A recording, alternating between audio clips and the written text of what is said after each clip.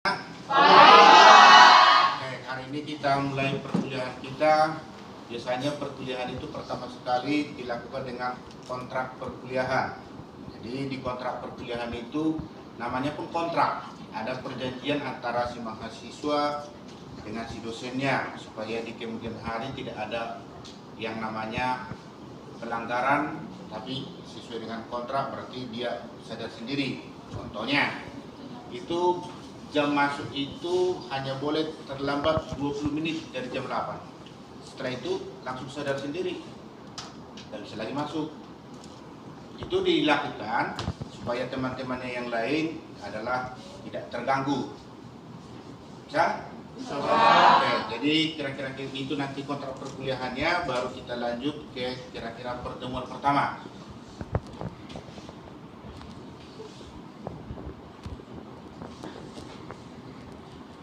Di pertemuan pertama ini yang kita lakukan adalah di situ konsep basis data. Jadi konsep basis data itu tidak lain, harus ada yang namanya hardware.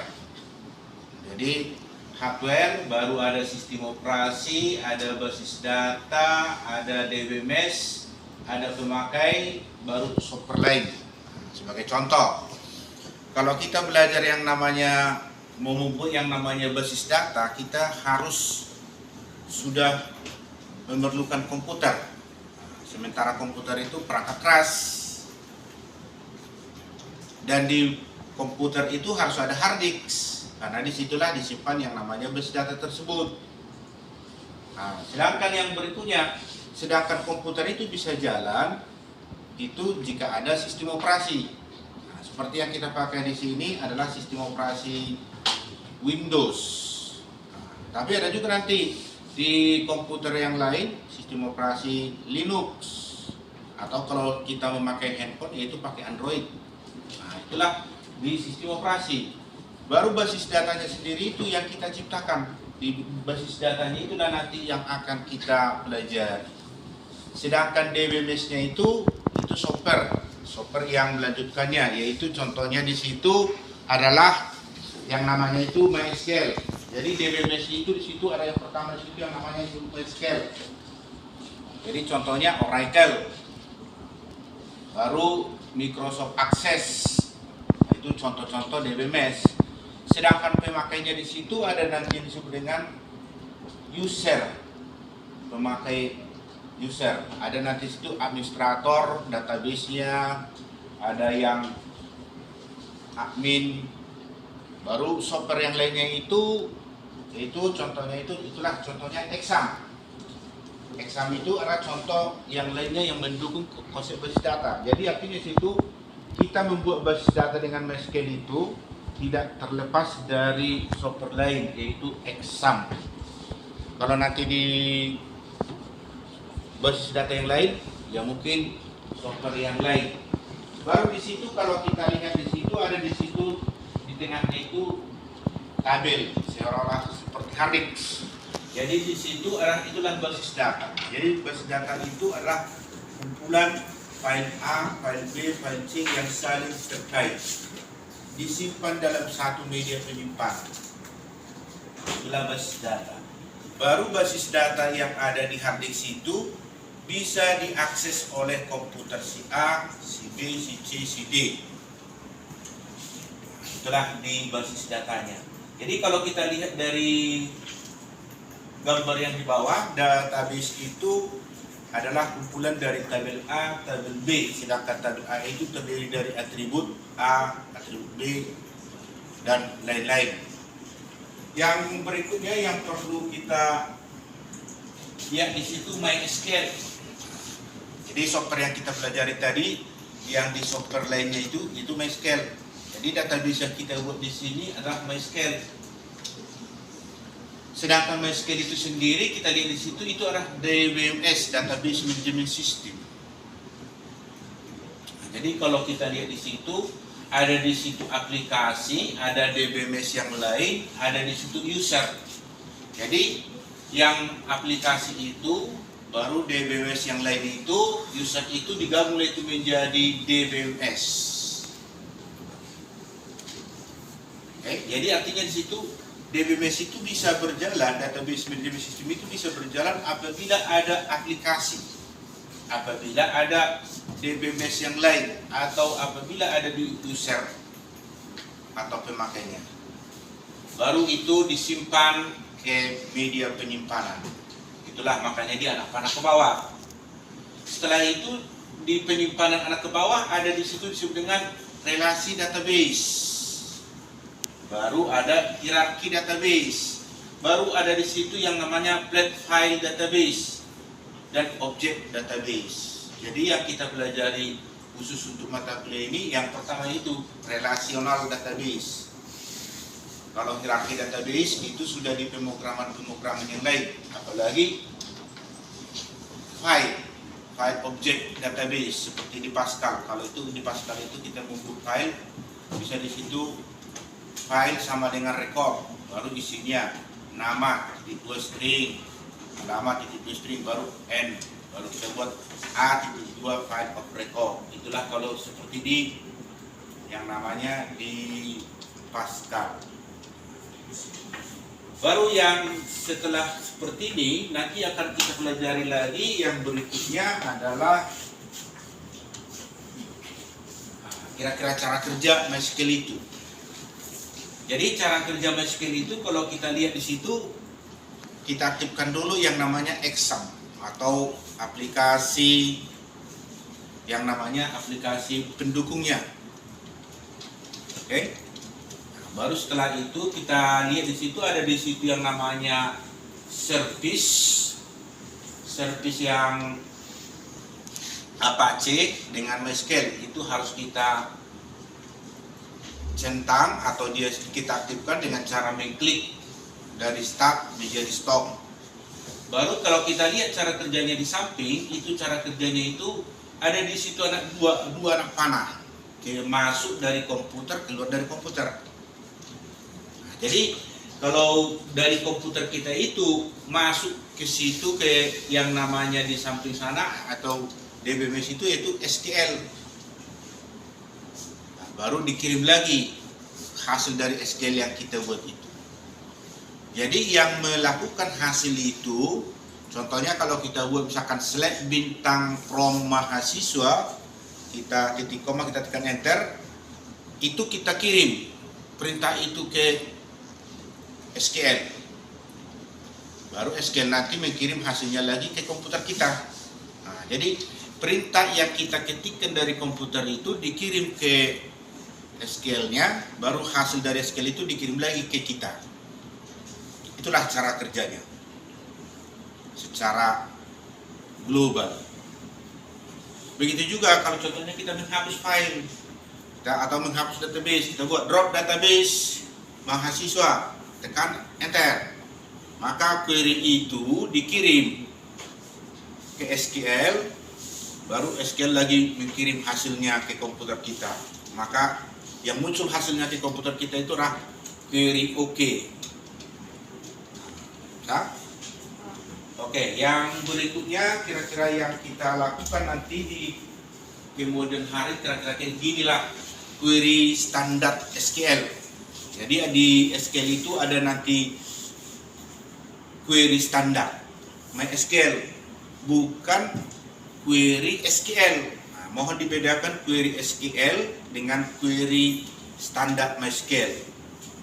Kalau query MySQL berarti hanya berjalan di lingkungan MySQL-nya.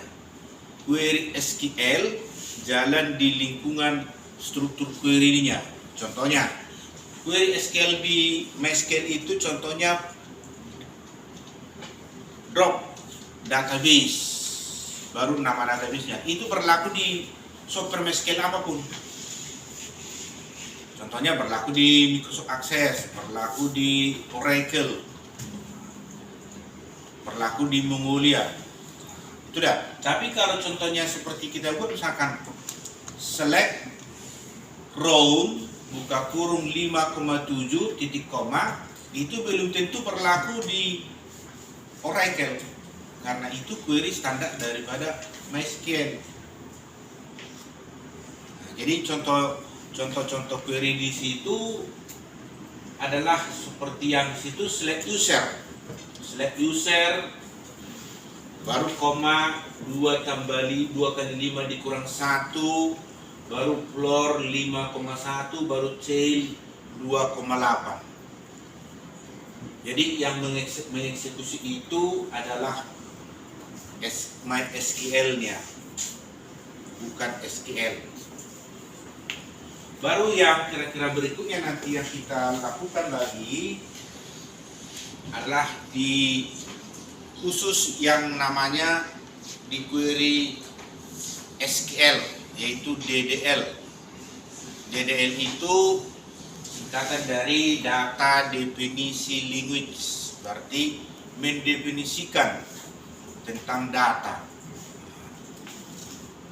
Jadi di struktur query language itu yang pertama di situ ada di situ yang disebut dengan create database, baru namanya create tabel, baru ada yang disebut dengan drop database, drop tabel, nah, baru ada alter. Jadi alter itu dipakai untuk mengubah struktur definisi datanya. Bisa? Oke. Jadi kalau kita buat misalkan di situ seperti yang sana itu create database DB buku. Nah, baru kita tekan enter. Maka itu dikirim ke SQL. Maka SQL itu mengirim hasilnya, yaitu query OK. 1 baris telah ditambahkan. Baru yang berikutnya kalau situ show databases. Show databases itu bukan query SQL, tapi query MySQL. Show. Ya, jadi di situ show databases itu menampilkan nama-nama database-nya yang sudah ada. Jadi kalau seperti itu berarti di situ ada situ DB, dan itu nama-nama database itu biasanya diurutkan otomatis dia.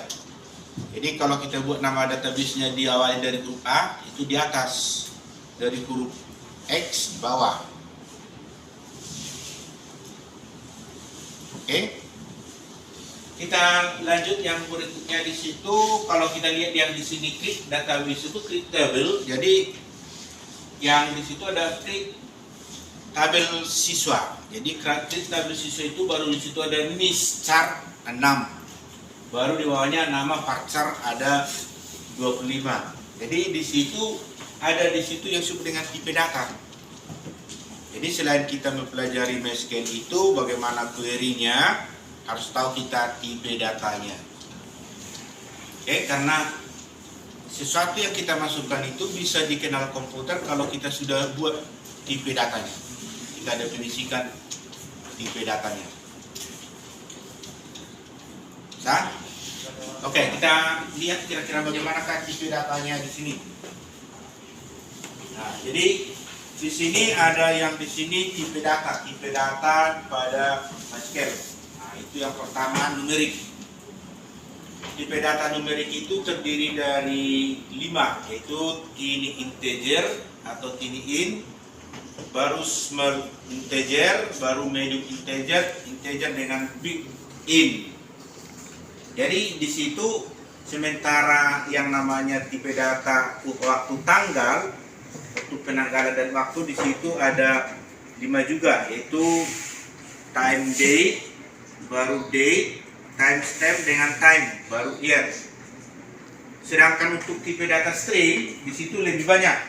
Jadi kita bedakan di situ string dengan yang namanya numerik. Nah, string di situ ada di situ tiny text, ada yang disebut dengan tiny block, baru ada text, ada block, baru ada medium text, baru ada medium block, ada long block, ada varchar, ada char, baru ada enum dengan set. Jadi kalau kita di situ, kalau kita belajar di situ, ada di situ asumsikan kita buat di namanya tabel, contohnya tabel mahasiswa, yaitu kita buat NPM. Berarti NPM itu harus kita buat tipe datanya.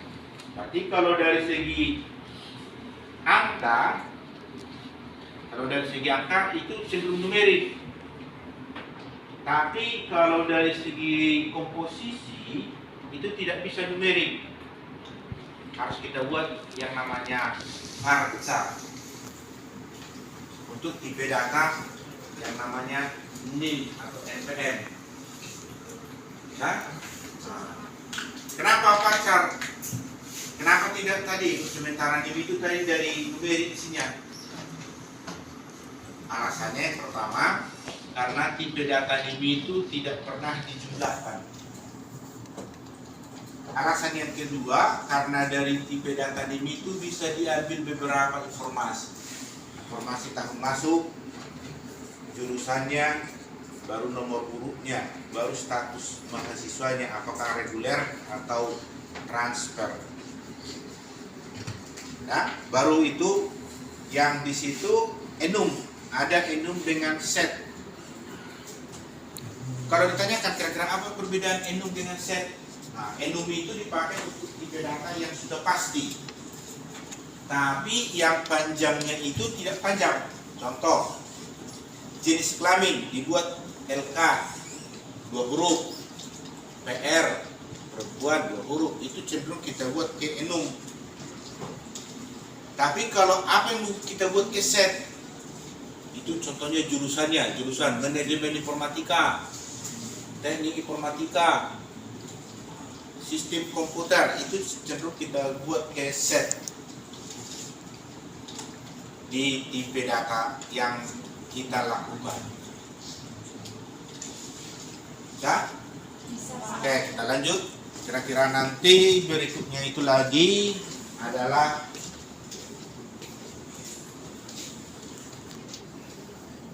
DML, yaitu data manipulasi language. Nah, jadi selain daripada DDL tadi, ada DML, data manipulasi language. Berarti yang namanya pun manipulasi, berarti ada perubahan, menampilkan, mengisi, mengupdate atau memperbaiki. Nah, jadi ada di situ DML itu ada di situ termasuk query select, menampilkan, insert, memasukkan, update untuk memperbaharui, baru delete untuk menghapus.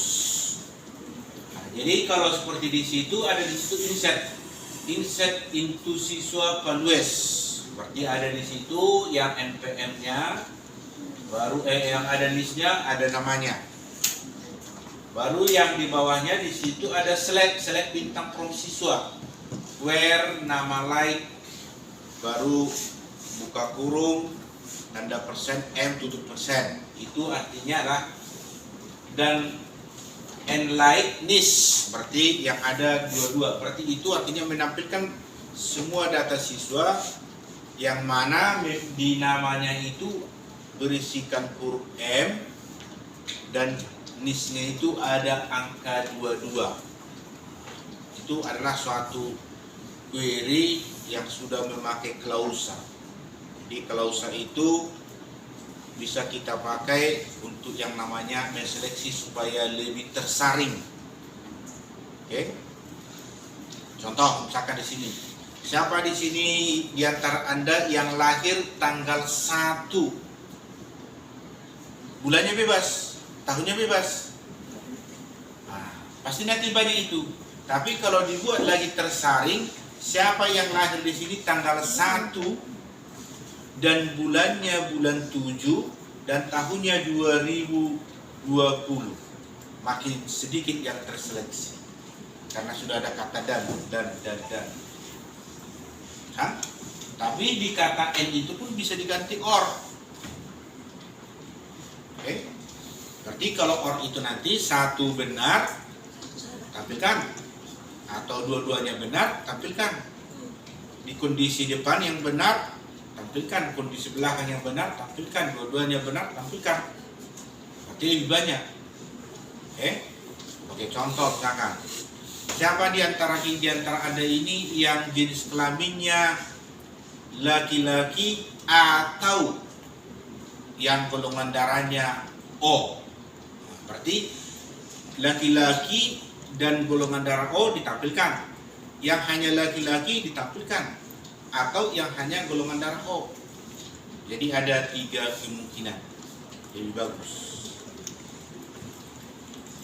Bisa? Bisa, Pak. Oke. Kita lanjut yang berikutnya. Nanti berikutnya itu yang kita lakukan adalah tentang key, primary key, foreign key dengan unique key. Nah, jadi yang namanya pun dari kata key, kunci, anak kunci.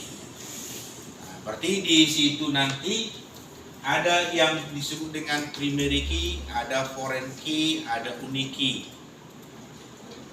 Oke? Jadi kalau dari segi nama, primary key itu berarti suatu atribut yang nilainya itu unik.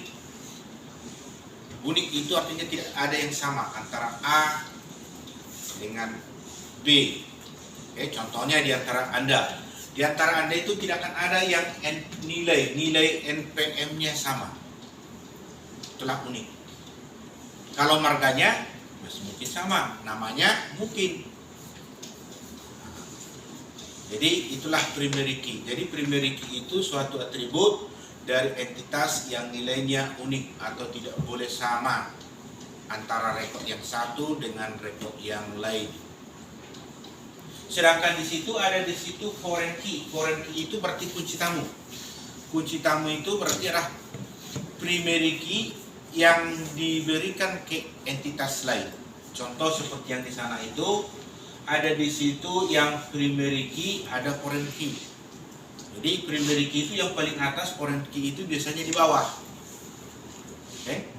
Jangan terbalik. Jangan nanti biasanya foreign key yang di atas, primary key di bawah. Itu salah.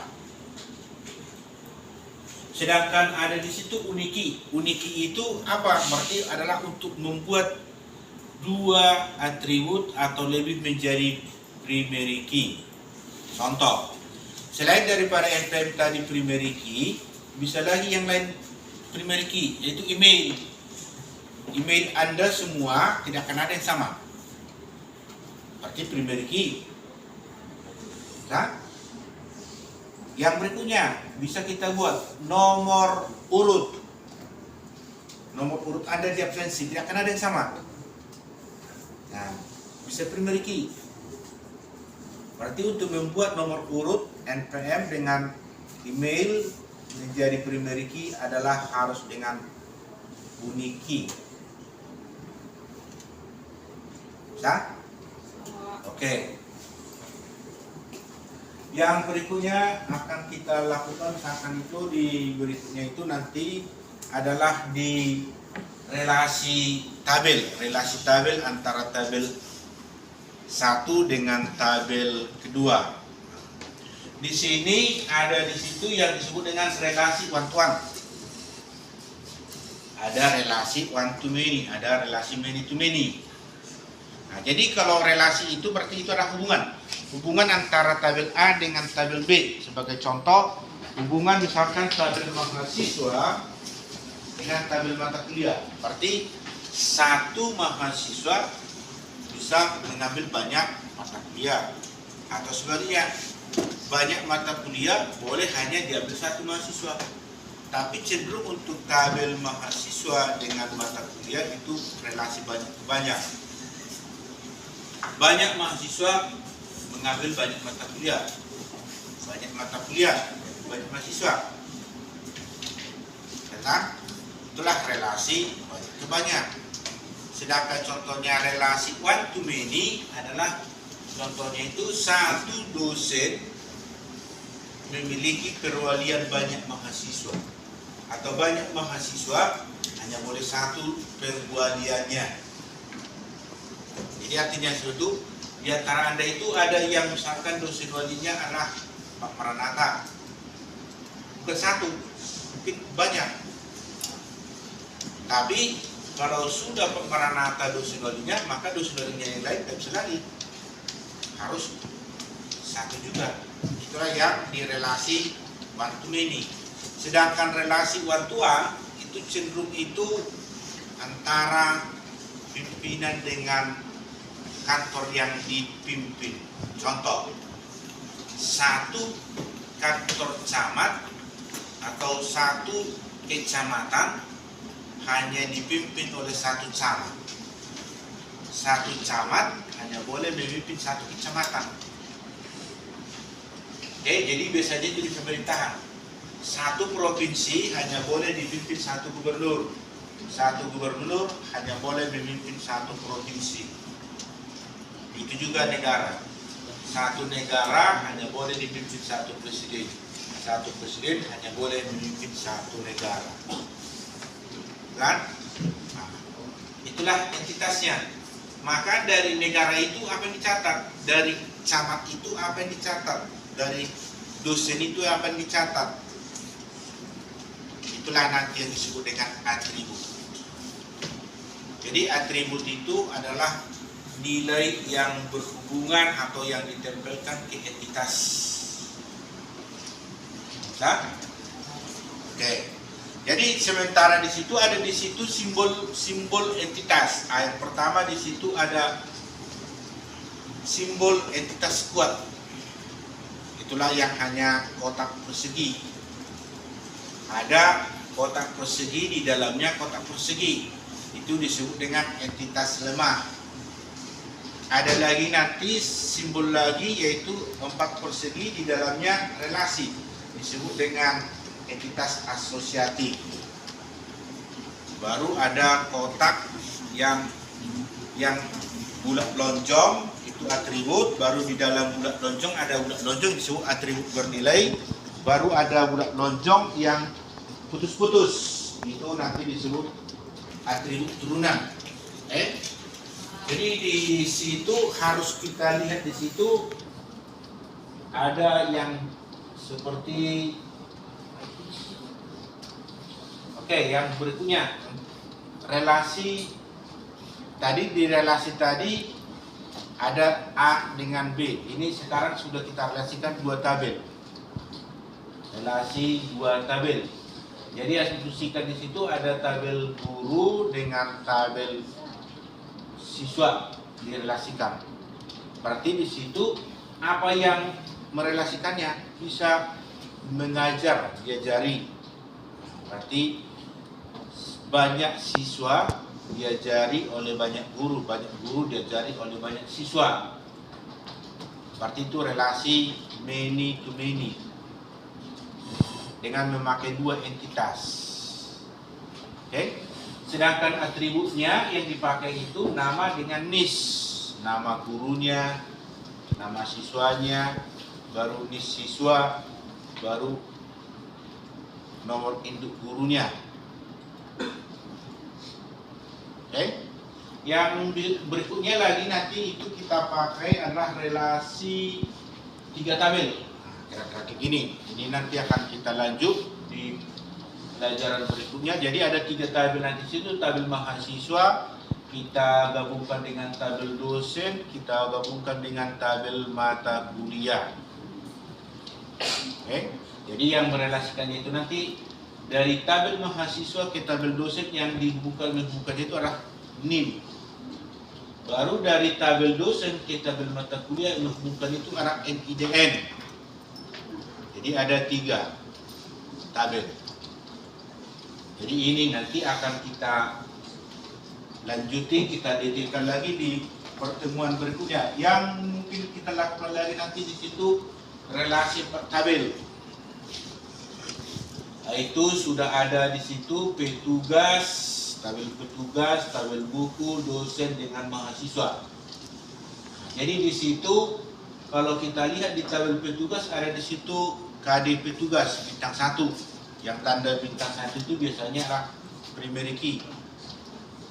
Sementara di tabel buku ada di situ kode buku, ada kode petugas, ada NIM, ada NIDN. Jadi 1 primary key, foreign key-nya 3. Sedangkan di tabel dosen 1 primary key, hanya primary key. Itu juga di mahasiswa. Jadi membuat database seperti ini nanti, inilah akan kita pelajari di pertemuan berikutnya.